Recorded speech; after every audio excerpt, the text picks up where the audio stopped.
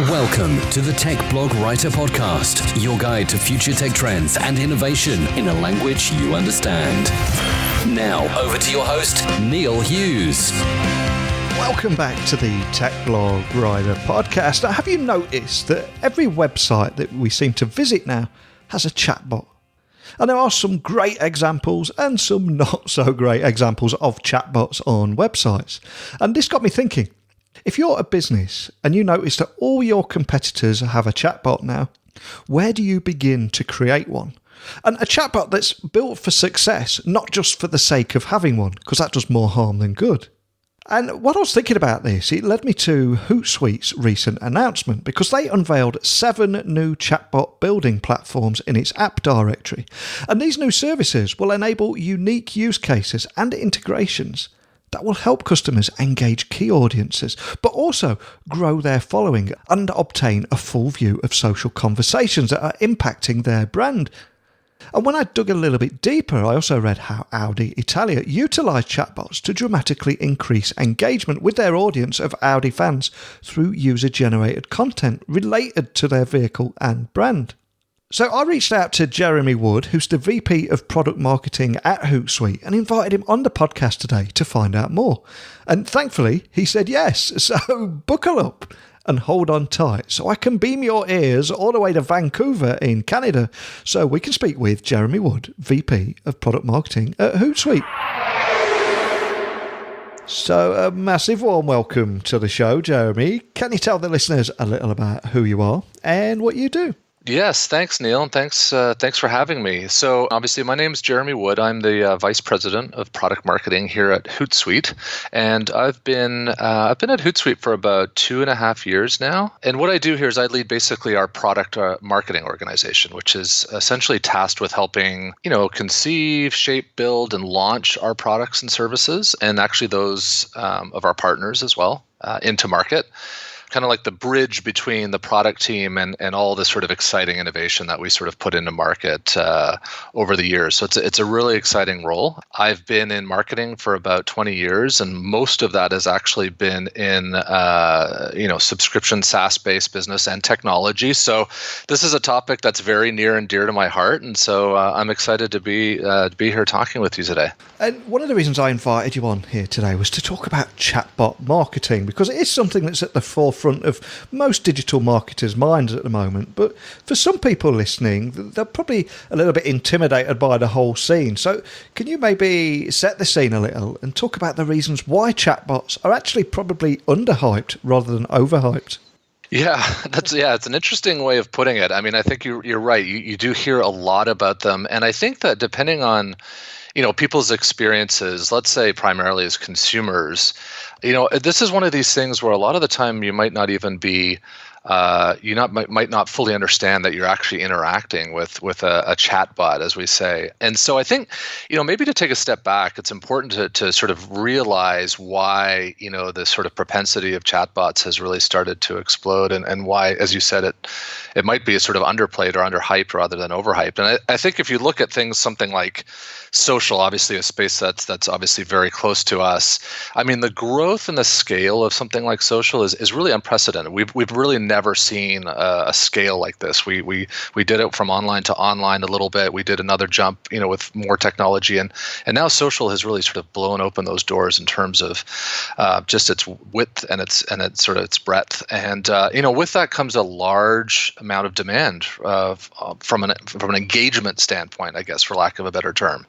And I think that what we're seeing, particularly quite recently, is we're seeing this shift from these sort of engagement at these big open forums, right, where we're sort of openly chatting on Facebook or openly chatting sort of in other places, to a more personalized, slightly more private space. And messaging, in fact, is really sort of at the forefront of that. So you or I might think that, we do a lot of messaging back and forth, and then, on the social networks themselves, their messaging platforms are really not only being heavily invested into, but heavily adopted, both by consumers and businesses. And in fact, I think like in our last social trends report, we talked a little bit about, a high majority, and I think 9 out of 10 consumers would prefer to actually use messaging as a way of communicating with businesses. And so if you think about some of that, and you think about the expectation of consumers on businesses, and then sort of look at what businesses are capable of doing to meet those expectations,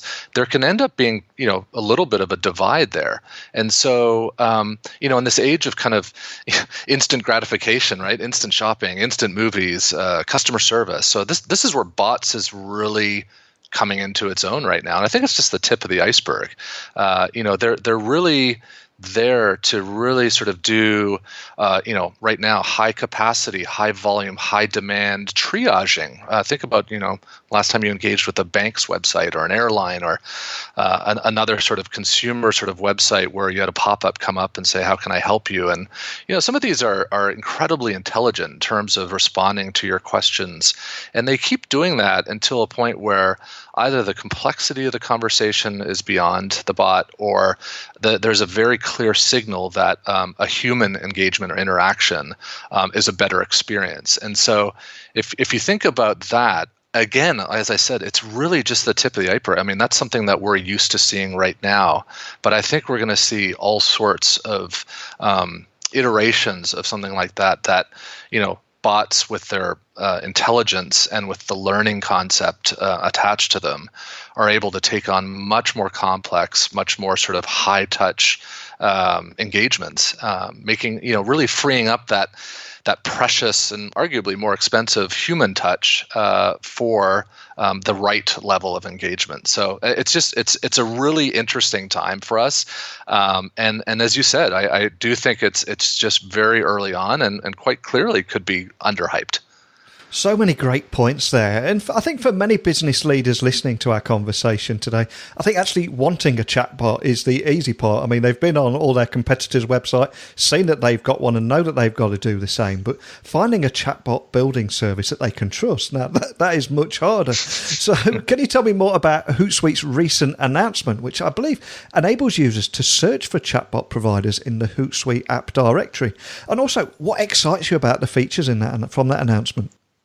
Yeah, you're right. I mean, there's some great literature out there, and we're really excited to be able to add into our actually newly refreshed app directory, which makes it easier to discover things.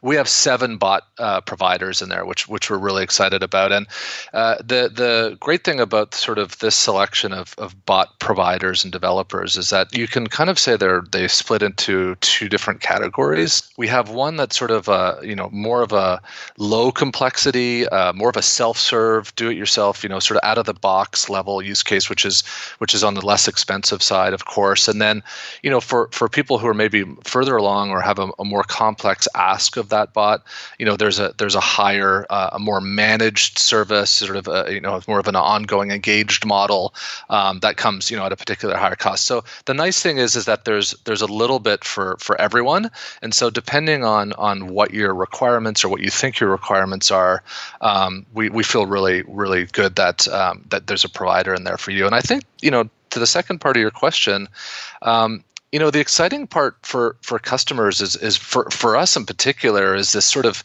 consolidated management of all this social engagement and social conversations in one place. And I think that, the bot allows you to do that and sort of take conversations from other places, like out onto Facebook or out onto other platforms, and even other things like email and other places, and really bring those conversations together so you're able to actually give your customer or consumer a really sort of seamless experience. And I think that's something that's really been missing typically. If you think about your own experiences walking into a store versus on their website or calling in, those can actually be pretty different. And a brand is really always striving for that sort of really unified, cohesive customer experience.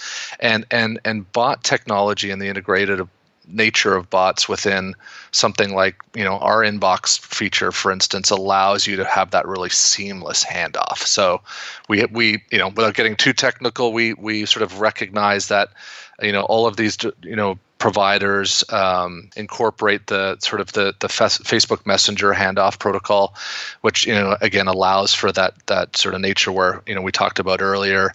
Consumers are message heavy right now. They're taking to Messenger and higher volume, and this allows you to sort of take that conversation, move it through our Hootsuite Inbox product, and kind of as I said, triage it as necessary. And so make sure that the right conversations are handled in the right way by the right team, but also in context. And so that's really the kicker, right? You have the background, you have the familiarity with the conversation, no matter where it took place. And again, I think it all comes back really at the end of the day for brands is the customer experience. Is this the ultimate customer experience that you want your customers to have? So very, very exciting. And I would imagine that one of the biggest challenges for you guys is every business, and indeed every one of your customers, are all going to have unique needs, budget, and support requirements. So there isn't just a one-size-fits-all. So how did you approach that at Hootsuite? Yeah, and I think it kind of goes back to what we were saying. We really wanted to ensure that there is sort of a diversity of offering. And again, this is not a sort of set and forget, situation. Our app directory, is really built on the fact that we continue to add value in there. And as more developers and more services sort of come to light, we're really sort of hoping to, continue to add to, to the selection ultimately for the customer. But again, you mentioned this as well. Like, we're really excited because, more and more brands are really wanting to take advantage of this technology, and they're wanting to better understand how. And so, as we said, sort of we have these two categories, and really, what we're trying to do there is allow for people to pick a provider based on their needs. So, they're going to have sort of either, for instance, very basic needs, maybe a lower budget, but high support, for instance. And so, there's vendors in there that kind of offer that type of flexible model. Or, maybe a brand will come to us and they have an in-house development team and they say, listen, we can take this on. We're fairly technical, but so we just really need, sort of the framework, let's call it, and maybe some services offering, so we can ring in, or you guys can help us a little bit. But otherwise, we're off to the races because we want to really do a high volume, high complexity case. So at the end of the day, it's like everything else. It's sort of having a bit of a plan, recognizing sort of what you want out of this chatbot, looking at things like your budget, looking at sort of, what kind of help or support environment you're going to require. And then, jumping into the app directory. And again, it's just really comprehensive in terms of what each provider provides, and making your selection based on that. And am I right in saying that you can also build your own Facebook Messenger bot too? And if you can, how much of a learning curve's needed around that? Because that's something that's going to appeal to a lot of businesses, isn't it? Yeah, you're right. I mean, and we touched on that a little bit just before this, and I think that there are definitely business out there that are either have the capabilities or just have an appetite to want to go down this route and better understand it. And I think it's definitely sort of a do-it-yourself opportunity.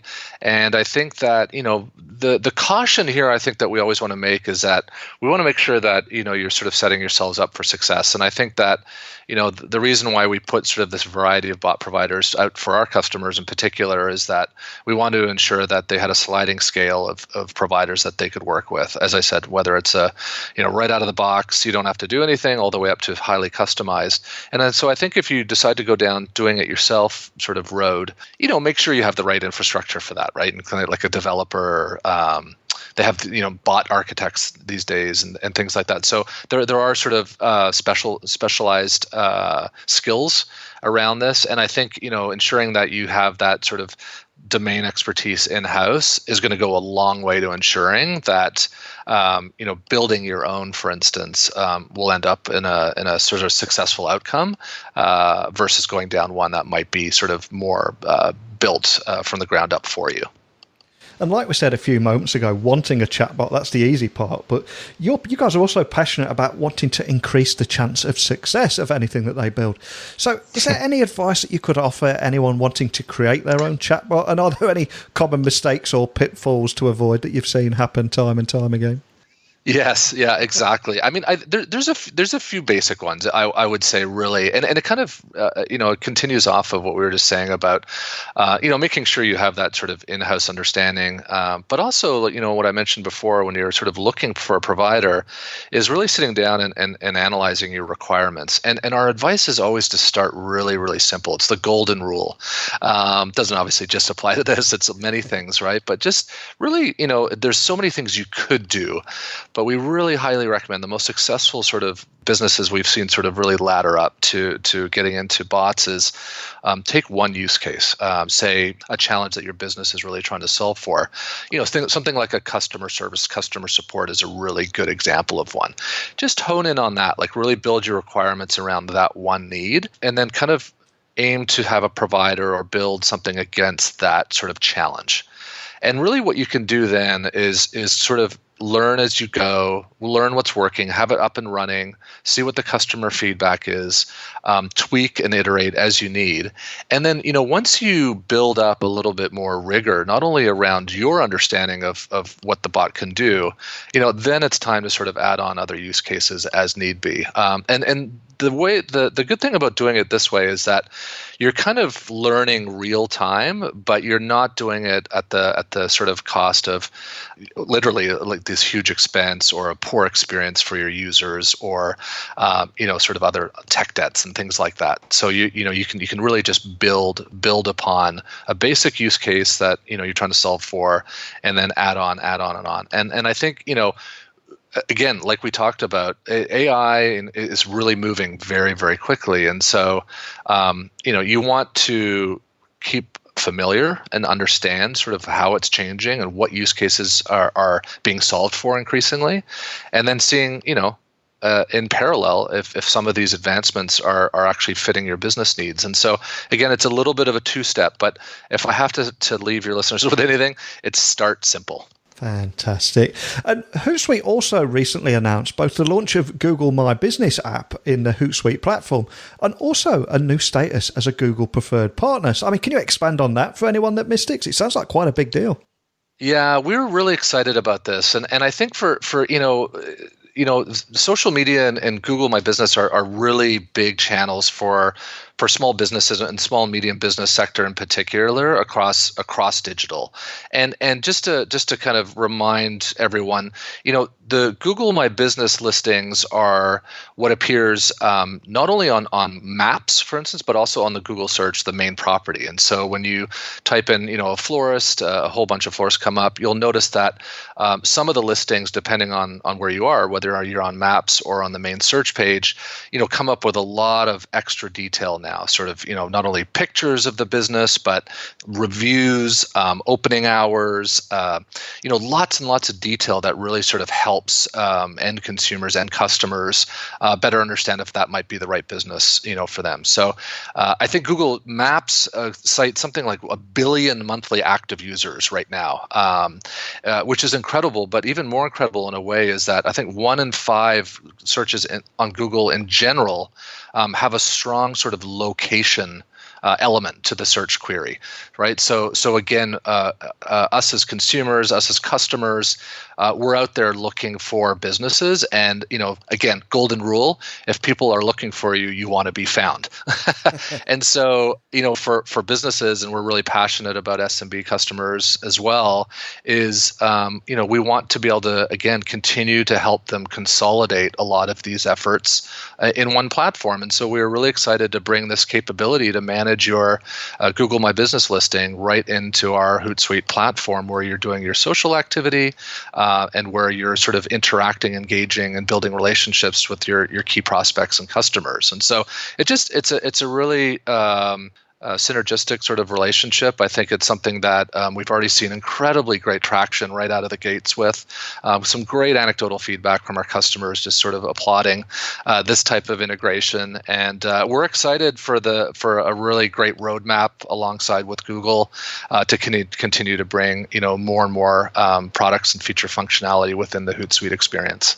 And I've got to ask, what excites you about the changing digital landscape and all these emerging technologies at the moment? Is there anything in particular that really excites you or makes you jump out of bed in the morning? Wow. Where do I start? That's a big question. Yeah. But I think it's actually a lot to do with what we're talking about, and I think what we've really been talking about is this customer experience, and I'm really excited that vendors, brands, all of these sort of businesses have really, really been able to grasp on to the sort of customer experience wave. And I think that these days that we're better connected than ever to each other, not only to our peers and our customers and our friends and family, but also to these brands. And I think the ability of some of these tools, like if you think about analytics or listening tools that can really understand my sentiment and they can understand how I'm feeling, and a brand can pivot to ensure that it's engaging with me in an even more highly personalized but very, very contextually relevant way, is a win. It's a win for businesses. It's a win for us as the customer or the consumer. And I think it's making that experience just incredibly refreshing. And so I think I'm not going to single out any one piece of technology, but I just think this wave we're riding right now, where again, this ease, but this unified or cohesive experience, whether I choose to browse online, purchase offline, or do an entire, research to transaction on Instagram, the choice is mine. It's the age of, we call it the age of the individual, right? I have complete sort of power to do this in the way that's convenient or sort of most interesting to me. And so I think all the tools that are helping do that. And then, it goes without saying, but we talked about this, but I think, machine learning, AI, things, we're just at the very beginning. And I'm so excited to see where this plays out and future sort of versions of this coming to light.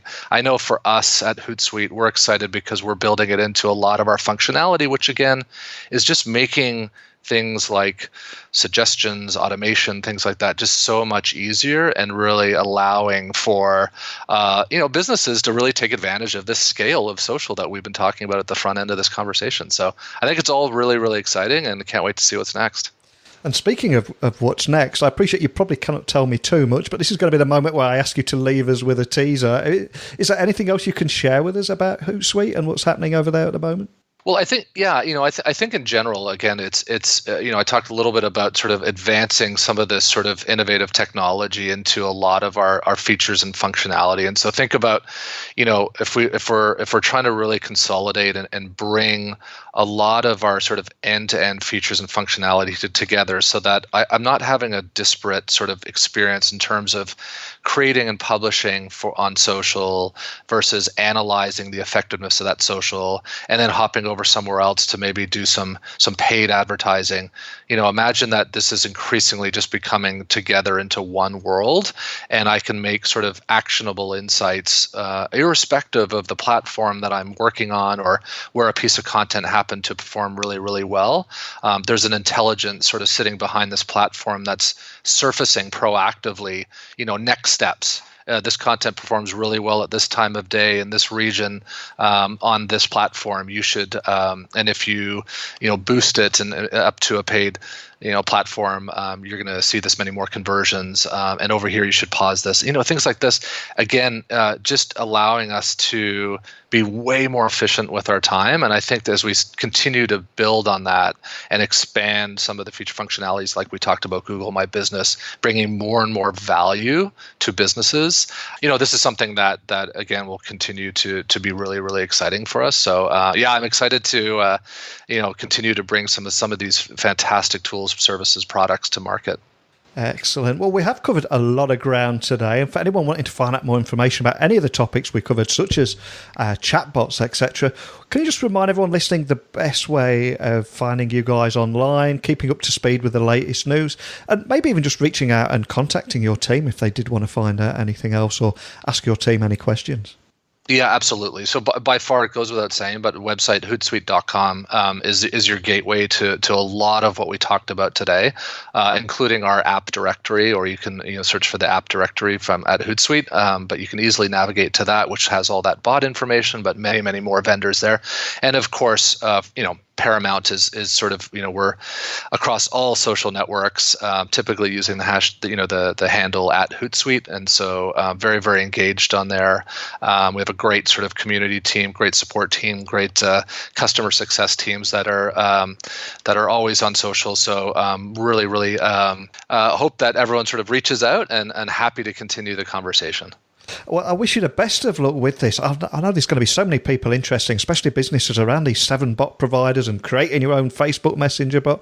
And like you said a few moments ago, everyone's excited now about riding this customer experience wave. And I think sometimes we get a little bit lost in the privacy elements of everything. But like you said, it's a win for business. It's a win for the consumer. And ultimately, it's the consumer that's at the heart of all that, and they have the power of choice. So it is an incredibly exciting time. But more than anything, just a big thank you for coming on and sharing that journey with me today. Thank you. My absolute pleasure. Thank you. Wow, so many great insights into how advancements in conversational AI, which is the driving force behind these bots, is actually boosting efficiency and audience engagement. If anyone is in need of chatbot building services, Hootsuite have made it incredibly easy there, because you can just search for those chatbot providers in the Hootsuite app directory. And all of these providers support a wide range of chatbot use cases, and all vary depending on needs, budget and support requirements. But I'm conscious that you guys listening all over the world probably have a little bit more experience with chatbots on a day-to-day basis than this humble podcaster. So this is where I'm going to pass the virtual microphone over to you and say, I want to hear the good, the bad and ugly side of chatbots. And also any tips or expertise that you can share with me and everybody listening to this podcast on how to build a chatbot for success.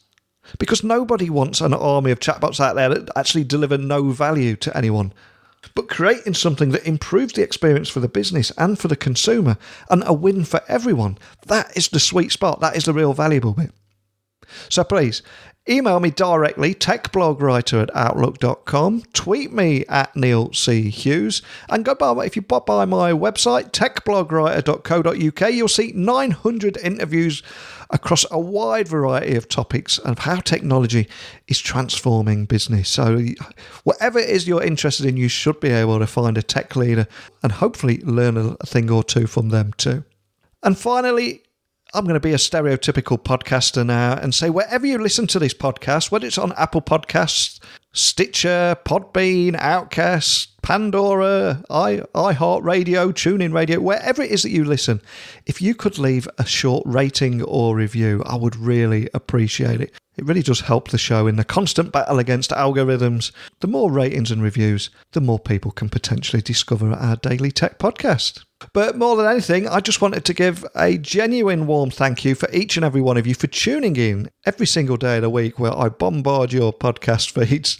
I really appreciate having you around and allowing me to accompany you on your commute or wherever it is that you listen to this podcast. Again, let me know where you listen to, and also send me an image so I can live my life vicariously through you.